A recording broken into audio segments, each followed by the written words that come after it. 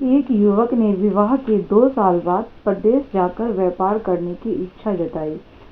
पिता ने स्वीकृति दे दी तो वे अपनी गर्भवती पत्नी को अपने माता पिता के जिम्मे छोड़कर व्यापार करने चला गया और फिर परदेश में मेहनत से बहुत धन कमाया और वे एक धनी सेठ बन गया। 17 वर्ष बाद धन कमाने में बीत गए तो संतुष्टि हुई और अब वापस घर लौटने की इच्छा हुई। पत्नी को पत्र लिखकर आने की सूचना दी और जहाज में बैठ गया।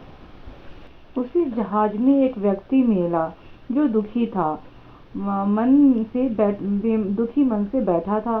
सेठ ने उसे उदासी का कारण पूछा तो उसने बताया कि इस देश में ज्ञान की कोई कदर नहीं है।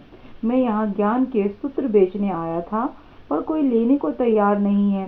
सेठ ने सोचा, इस देश में मैंने बहुत धन कमाया है और ये मेरी कर्म भूमि है तो इसका मुझे मान रखना चाहिए, और उसने उस व्यापारी से इसके ज्ञान के सूत्र खरीदने की इच्छा जताई।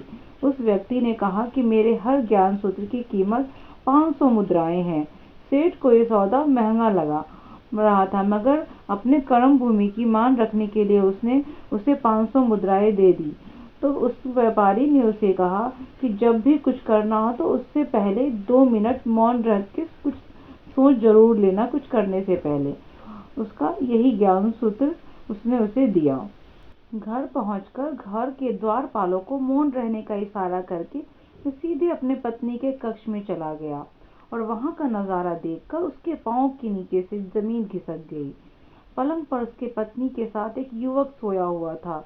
अत्यंत क्रोध में सोचने लगा कि मैं परदेश में भी इसकी इतनी चिंता कर रहा था और ये यहाँ किसी अन्य पुरुष के साथ है। आज मैं दोनों को जिंदा नहीं छोड़ूंगा। तलवार निकाली ही थी कि तलवार से वार करने ही जा रहा था कि इतने में ही उसे 500 स्वर्ण मुद्राएं से प्राप्त ज्ञान सूत्र याद आ गया कि कोई भी कार्य करने से पहले 2 मिनट सोच लेना। सोचने के लिए रुका। तलवार पीछे खींचा ही था कि एक बर्तन से टकरा गई और बर्तन नीचे गिर गया तो पत्नी की नींद खुल गई।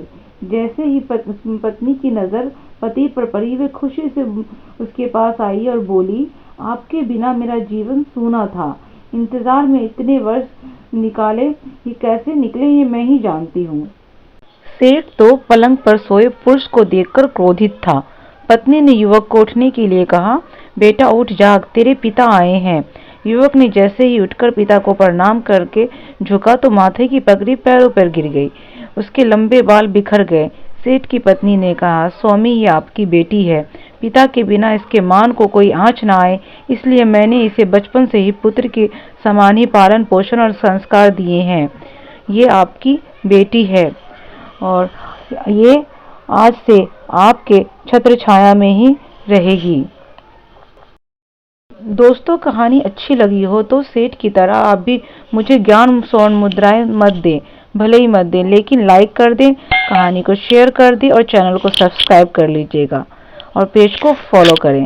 Thanks for watching.